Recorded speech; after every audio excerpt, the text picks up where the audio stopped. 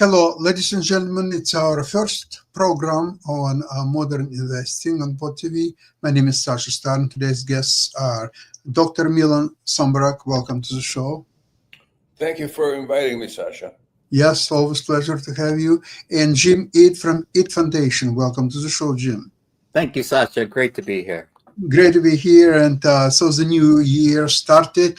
And although today is Wednesday, but market is not doing that well, same as yesterday. Monday was pretty good. So I think this thing will require to settle in because there is still a threat of inflation and uncertainty about Trump's administration. It seems to me that most of his election promises will be broken or dismissed by him right away because there are a lot of nonsense what he talked about during election campaign, and even more so now when he's talking about taking over Greenland and Canada and Panama Canal and what else he wants to take. Well, he has to come up with some more ideas, but you see, it's easier for him to talk nonsense because it doesn't cost him any money.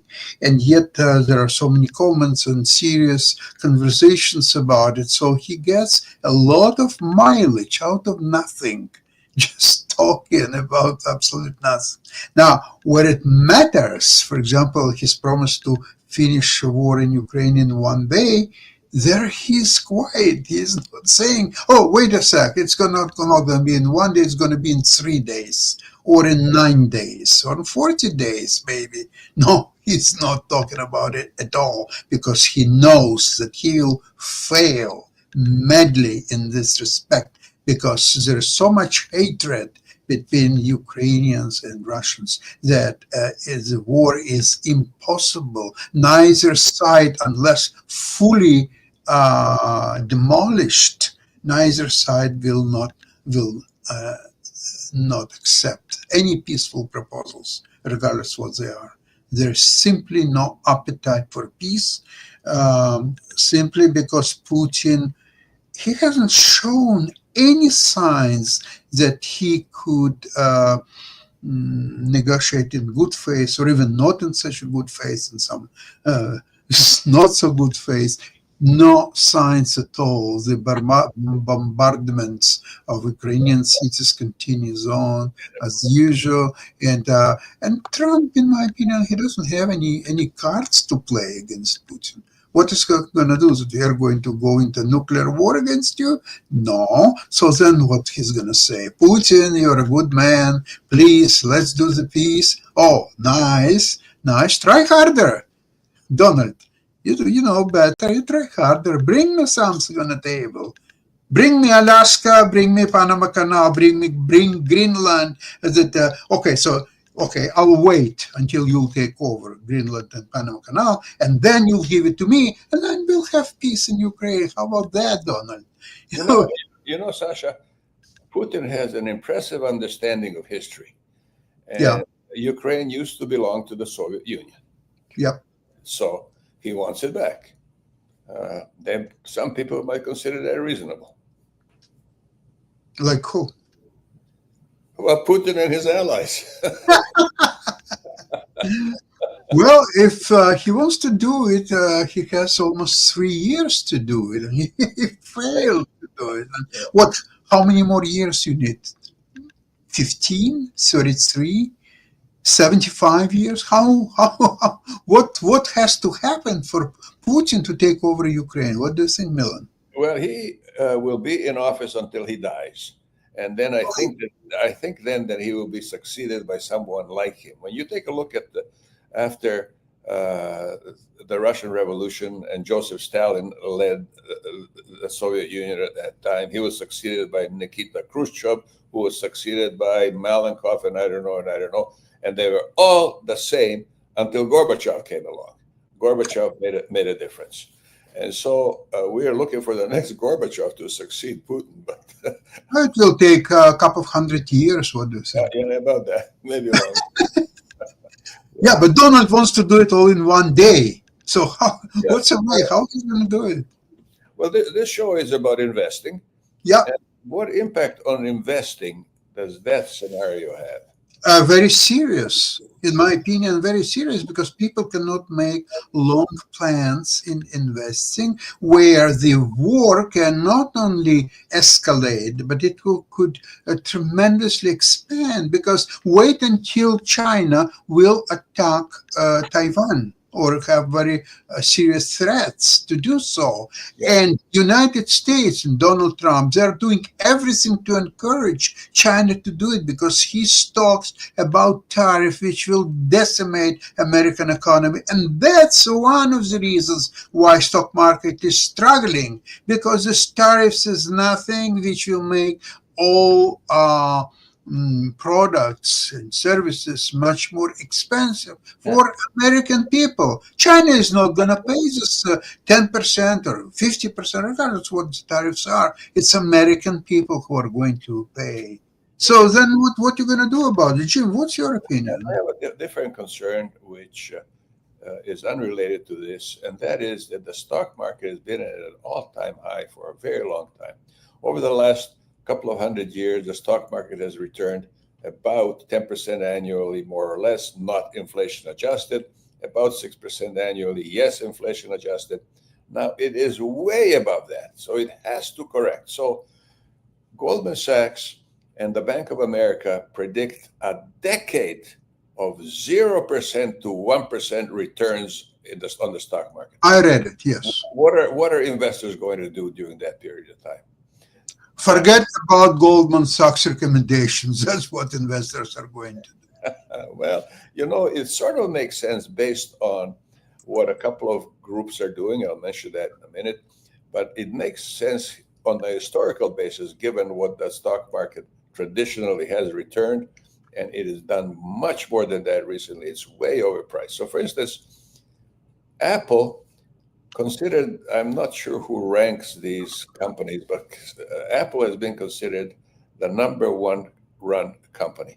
Apple has enough cash set aside to buy Disney and Coca-Cola together. Coca-Cola is a huge company, so is Disney, and Apple has enough cash to buy them both, the most highly rated company out there. Quick question. So, based on what you just said, is Apple overpriced or Disney and Coca-Cola underpriced? What's to make out of it? Apple has the cash just from being run well. I don't know whether Disney or No, but your point was that the stock market is overpriced. So Yeah. Apple, which is number one stock in the stock market, must be overpriced as well, right? I suppose you could say that. Yeah. Okay. So if Apple is overpriced, let's agree to that. And yet it's still more than enough cash to buy Disney and Coca-Cola, or maybe Pepsi, and maybe General Motors, just as a part of the deal. And If also, that's the case, so that makes all other companies underpriced. you don't show a lot of respect for Warren Buffett, Sasha, but Warren Buffett has had a return double the market for nearly 60 years, unmatched. The only other person who has matched Donald Trump's performance, Warren Buffett's performance, is David Svensson, who ran the Yale Endowment Fund, the number one performing fund in the world, number one performing university endowment fund in the world. He's run it for 35 years, during which time the endowment grew from 1 billion to 31 billion, despite taking money out on a regular basis. And he says that picking stocks and timing market doesn't work. Now, on this show, I see a lot of people picking stocks. He says asset allocation is what contributes more to market returns than anything else. So let's say you have an asset allocation of 50-50, 50% in the stock market, as represented by SPY, not an individual stock, but as represented by the S&P 500. SPY is an exchange-traded fund which tracks the S&P 500. So let's use that. That's a reasonable one to use. So as represented by SPY, if you have 50% in SPY, 50% in cash or near cash, That's a good asset allocation. It can also be 60-40, 45, 55, 55, 45, doesn't matter, just so long as there's lots of cash. When the market drops, you return to your asset allocation by buying bargains. Some people here say when the market drops 7%, when the stock drops 7%, get out of it. It's a bargain. If it's SPY, buy more. And people are running for that doors when the market drops.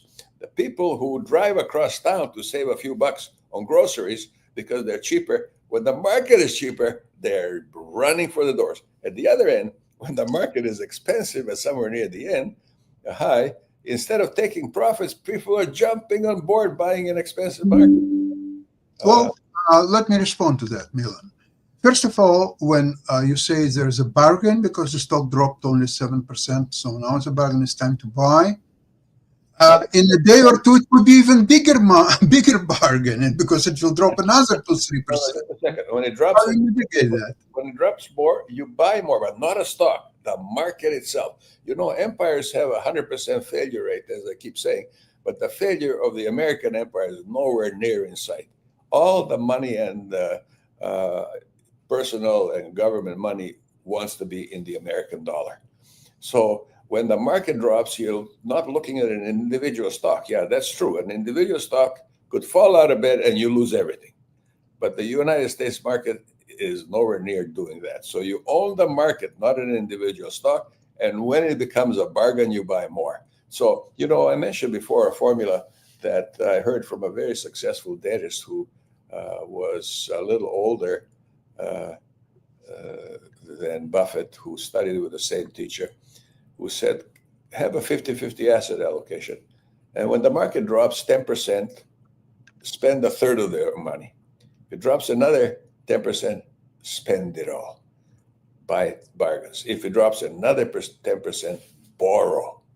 And another 15%, then what you do when you borrow and you are already maxed your credit cards and your line of credit and everything else, and you have no longer a house, then what you do is sell furniture, then what? Your dentist equipment, and what else? Television set? The track record. $25, then what's next?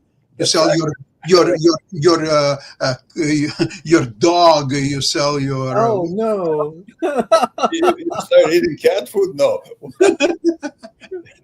This dentist has a very impressive and an enviable track record, having done that exactly.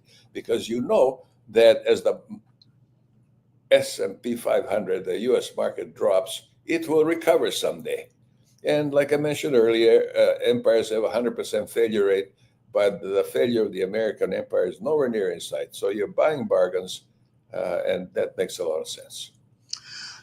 No recovery of S&P or any other index is possible without participation of high-tech giants, such as the same NVIDIA and AMD and Micron and many other stocks. And I probably would mention here, of course, Microsoft and all Magnificent Seven stocks, plus I would mention Broadcom, maybe a few more stocks. Without this sector, no recovery of S&P is possible. Because if you look historical earnings of these few companies and compare it to 490 or so companies of S&P, S&P is a facade. S&P, you have 490 companies as a ballast, which in case that Magnificent Seven and so on, they're falling down,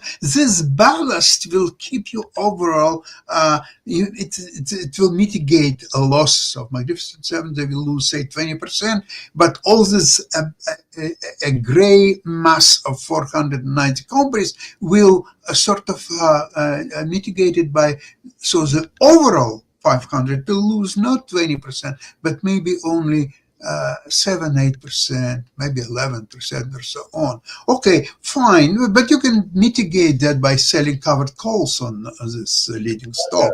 It will be same effect. That's what I'm doing right now, and that helps me to keep positive returns. And I'm doing that almost daily. It's almost a day trading. Whenever stock is going up, I'm selling covered calls, and few hours later, probably the same day, most likely, I will buy them back, and it will go higher. I will sell again. So I'm doing that, but there are premiums, unlike on S&P 500, on Nvidia and few other stocks. There are handsome premiums, and these premiums keep you very well in a plus. That's what amazing thing about selling covered calls.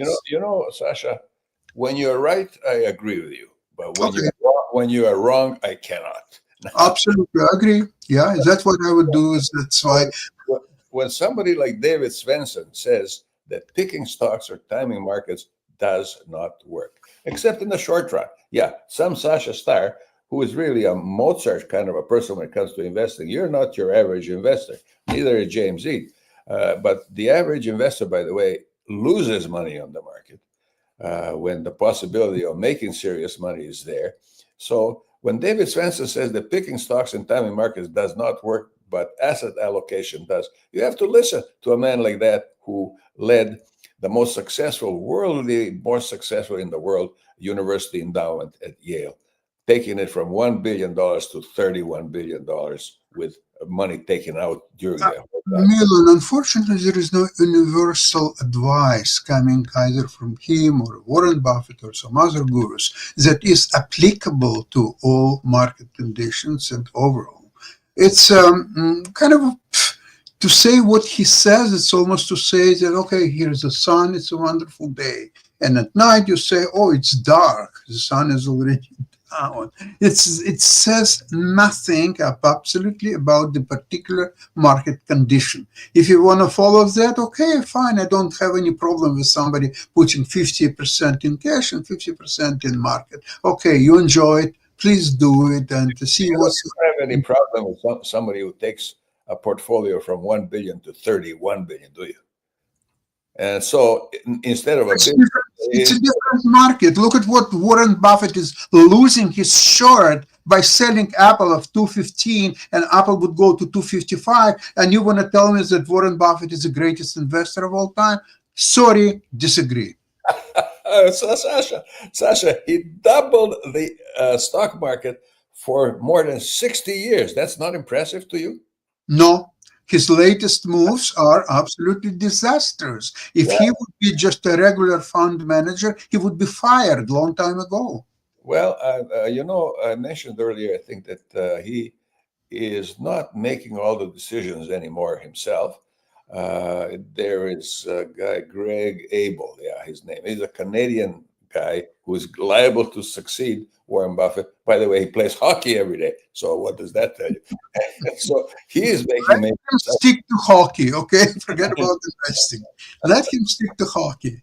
Maybe he can make it in hockey. you and I have been doing all the talking so far. You are right.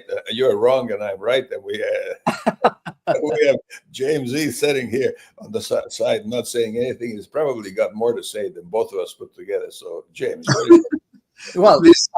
I think it's difficult. I think you're both right in terms of if you don't want to invest in watch the market and put energy into it if it's not fun for you, then by all means do something that Milan is suggesting. But I also think that if you do pay attention to the market, you can succeed. And I think to stick to what you know, be disciplined, not emotional. These are the types of things that I tend to tell people when they ask my advice, which is not that all that often, but I come on the show and I get asked sometimes. And but the idea also is paying attention to the global situation, the global markets, the global economic system, and the geopolitical global environment has to be part of your investment strategy. And I know that people that make bullets and stuff profit from war, but nobody else does. I used to teach chess at the VA hospitals here, both for people suffering from physical and mental trauma. And the cost of war is catastrophic. beyond our imaginations. When we face it, when we see it, it's shocking. And so, someone who crosses international borders to wage war, as Putin did, his understanding of history, I think, is limited because, what about the Romans? If you look at history, they owned so much of the land in Europe and the Middle East. And gosh, maybe they should think that they should own it today. No. We have now an international structure with internationally recognized borders. Yes, they're artificially created. No, they haven't been consistent throughout the ages, but they are recognized today. And violating them is a war crime. And that is what we are faced with. But now the grain that Ukraine used to produce cannot be exported to other countries, creating food shortages. The war in the Middle East has caused problems that you cannot get through the Suez Canal now. Tankers are being struck with military weapons. So now you have to go around the Africa to ship. So this adds to the That contributes to inflation because it does. And so all of these things, and plus, if Russia had been able to walk into Kiev and take over, then I think China would have been looking at Taiwan. And what would that have been?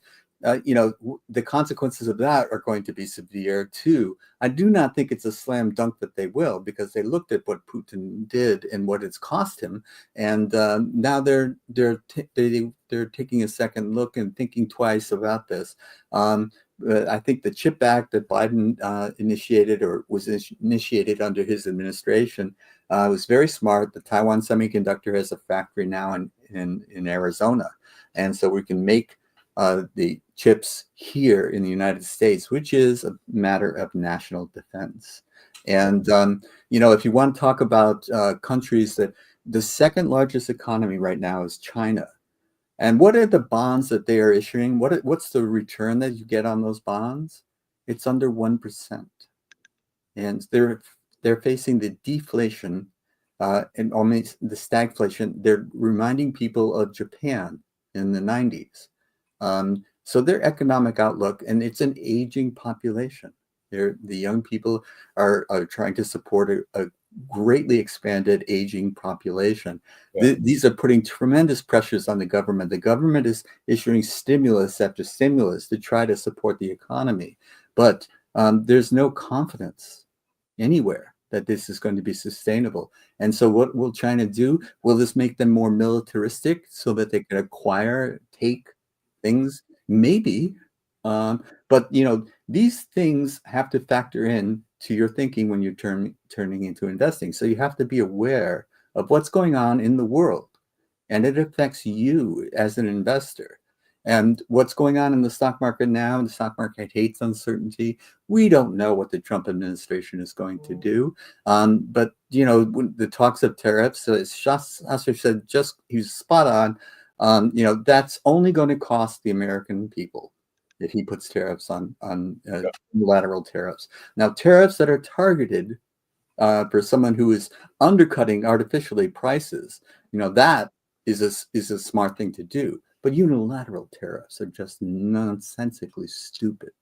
And so that's what he's talking about. Will he do it? Probably not. We'll see. And but absolutely, it's inflationary. It'll cost the American consumer more money. Things will cost more if that's the route that we go to see. I heard that half of Americans want to become Canadians when Trump takes over. Well, yes, this is, I did look at the top countries for Americans to move to after I saw the results but I've gotten over that. And, I'm still in the Silicon Valley, and I'm going to stay here. And what other things that are going on, like there's wildfires that are devastating Southern California right now. And, a friend of ours have lost their homes. These are the things that, that matter to me, and the administration's policies and things like that. I'm going to be a little bit more detached than I was during the first Trump administration. Some of the things that just were the scandals and the the lack of humanity that was exhibited towards other people and other non-MAGA people. This kind of thing is not what America stands for the way I was brought up. And but now I'm going to take a wait and see approach. This country has survived a great deal. I think it'll survive another Trump administration. I agree. What it will do to the economy, though, and therefore to the stocks, is another question. Now, I believe in investing in the segments that I understand. And in the segment that I understand most and have invested most is the tech industry. Being here in Silicon Valley, and it was a natural thing for me to do.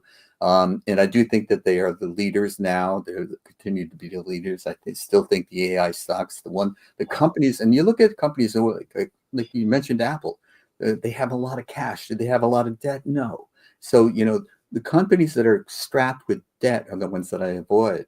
The ones that have revenue are the ones that I pay attention to. The prognosis for future revenue is what excites me. You were talking about the high cost of war, James. The Depression, we got out of the Depression through the Second World War. The Second World War ended the Depression. All these people who were unemployed bums became gunners and pilots and what have you. The Second World War ended the Depression. So there's some benefit to wars, unless they're fought on your own soil. Yeah, it can make a lot of. Canada, I had mentioned previously, Canada is one of the world's leading bullet producers.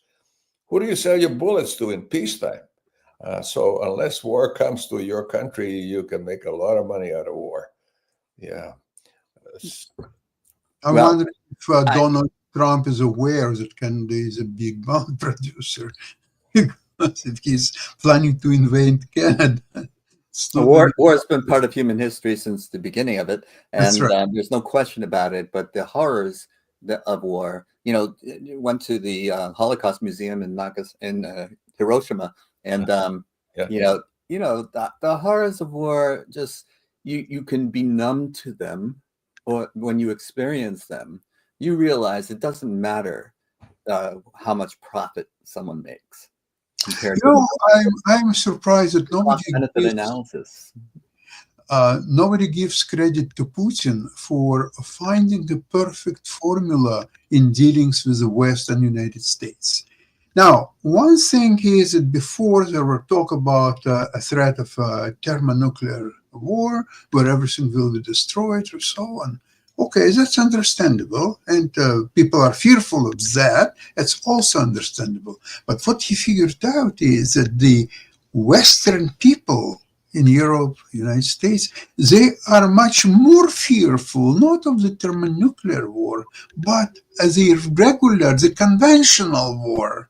Because what Putin showed in details in Ukraine, that the conventional war is horrible, especially when it's on your territory, where the cities, the villages, the people, the children, the mutilation of women, all excesses are happening, and that scares Western people more than thermonuclear war, because in thermonuclear war, most likely, okay, in one day, everything will be killed, destroyed, and done and over with. Okay, so, you'll die one day anyway, so that day will be that particular day, and that's it.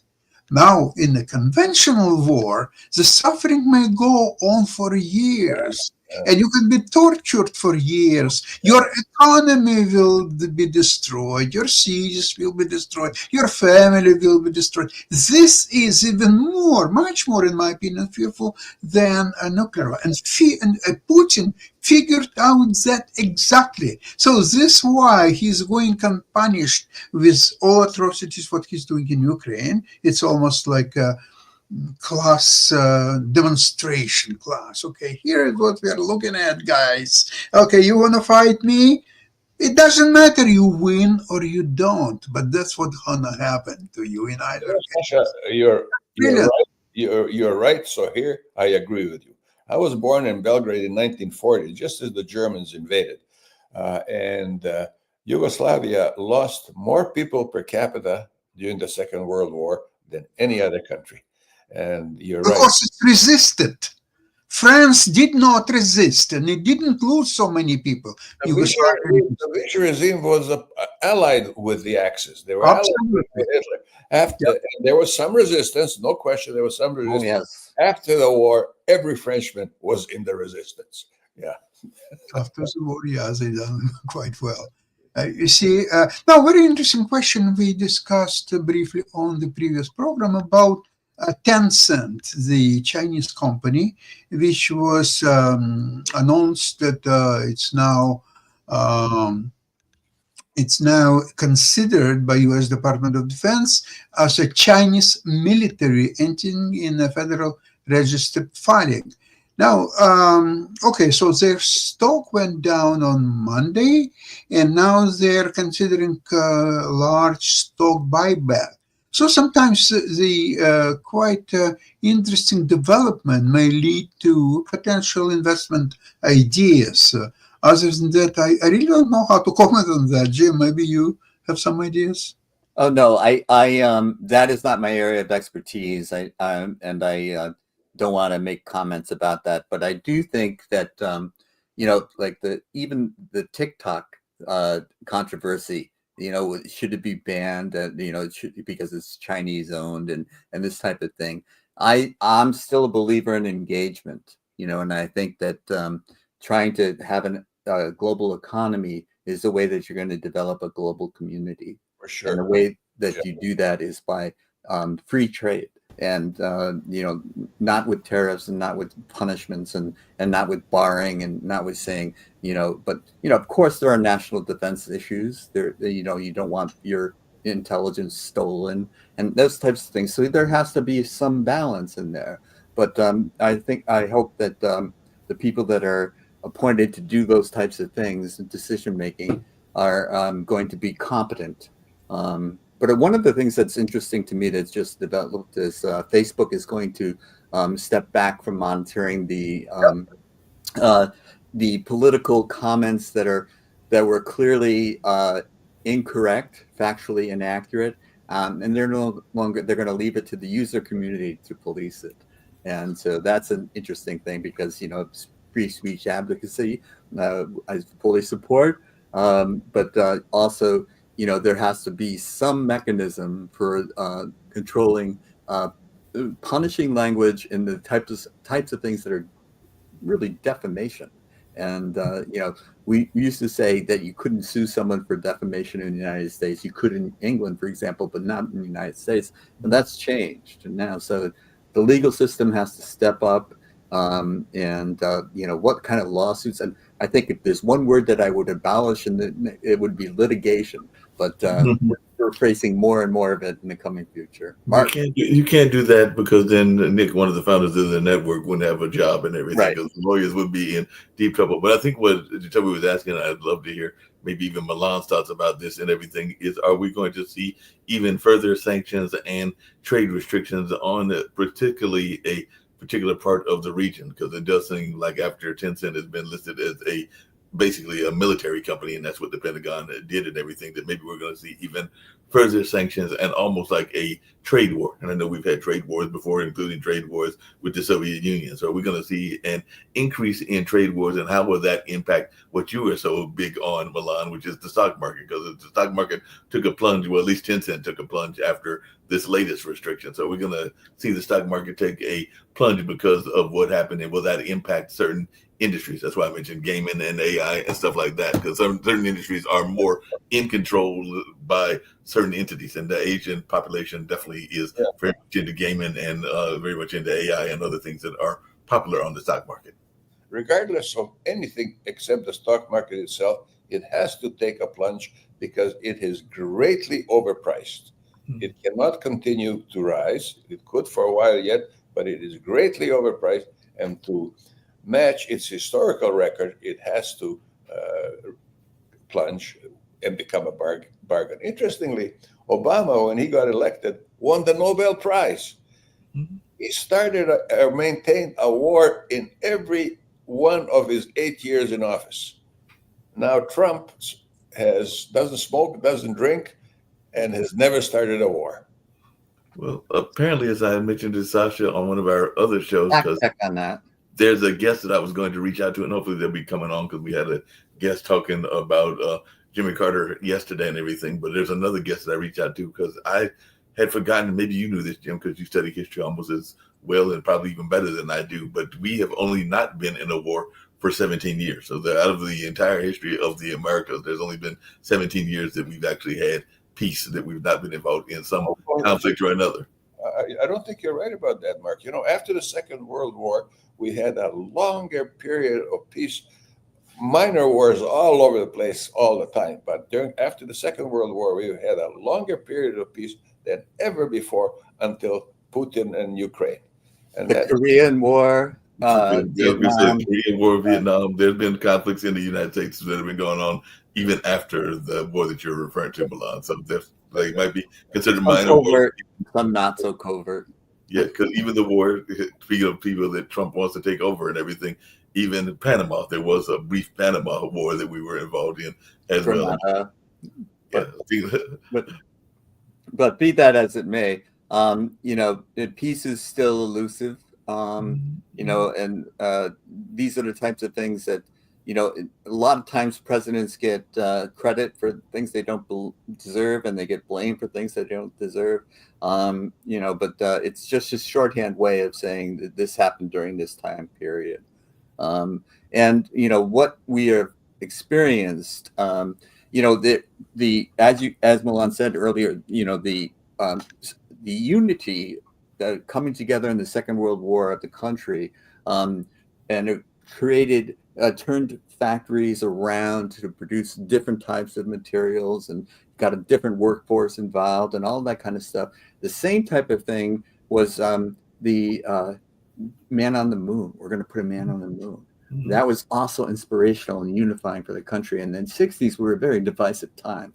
I don't think I have to tell anybody near my generation what it was actually like.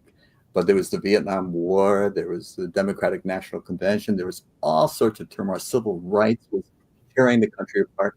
All these types of things. And the country kind of got together around this concept. And so since then, presidents have tried to do something like that, magical unification around this. And Biden tried to do it with cancer, but it just didn't seem to catch on in the same way. But the country can be unified. It can be unified. It has demonstrated that historically.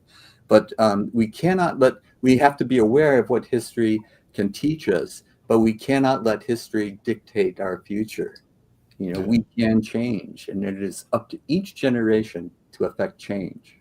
Yeah, just really quickly, and then we'll toss it back to Sasha, and y'all can wrap up and everything. I think I figured out and this is me having a Rick Rosner moment and everything, but I think I figured the best way to invest at all along those lines, because they seem to be making a lot of money. And when I talk to friends of mine, they are definitely involved in this space and everything. So Sasha, I think that all you investors need to start investing in romantic companies like eHarmony and things like that, because every time you turn around, they are making lots of money, and they are even being traded on the stock market, whether it's eHarmony or some of these other ones that will find you your quote unquote significant other and all along those lines. But they seem like they're making lots of money, and some of them are trading publicly.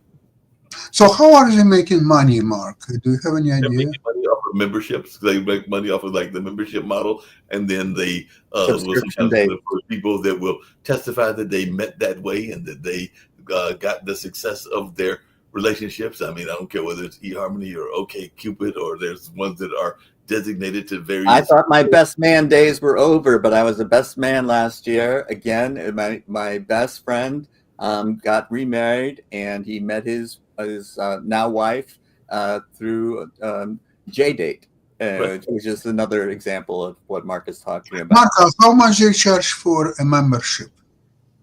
They vary, but I want to say there's like it can be anywhere from like maybe $30, $40, $50 or something like that. There might be some that are more expensive. I mean, there's literally one, you'll get a kick out of this, and I know that Shaquille says he's not a millionaire, or sometimes he says he is, or some of the other people that are on the network talk about their net worths. But there was one that I remember before the pandemic hearing about it, because there was one that literally would help you find your significant other that was a quote unquote millionaire, and they would back check the people, and it was literally called millionairematch.com. So you could literally find people that were millionaires if you wanted to marry a millionaire. So you could literally go out and be intentionally looking for millionaires. And I went on there once I or do twice. want to make one last comment before we close the show, Mark. Yeah. You know, when we're talking about managing billions of dollars, you have a different investment philosophy than when you're managing tens of thousands or hundreds of thousands. So, you know, these are the types of things this is why sometimes when we talk about people who are great investment managers, you know, they're doing something very different. And they might break it down to a simple person's language so that a 12-year-old could understand it. But really, what they're doing is far more sophisticated. And they're really paying a lot of attention to what they're doing and adjusting constantly.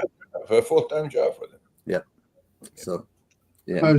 They're taking much less risk than average investors, because what they're actually playing, the difference between two similar investments, and even the profit expected will be only 0.25%. But because they're operating with the tens of millions of dollars, that 0.25% represents a pretty good value. Now, in normal man's investing, this 0.25% to follow the same strategy would mean nothing. It would mean, I don't know, probably $10-12 a month, and you don't want to settle for that. So you're not even looking into this type of investments.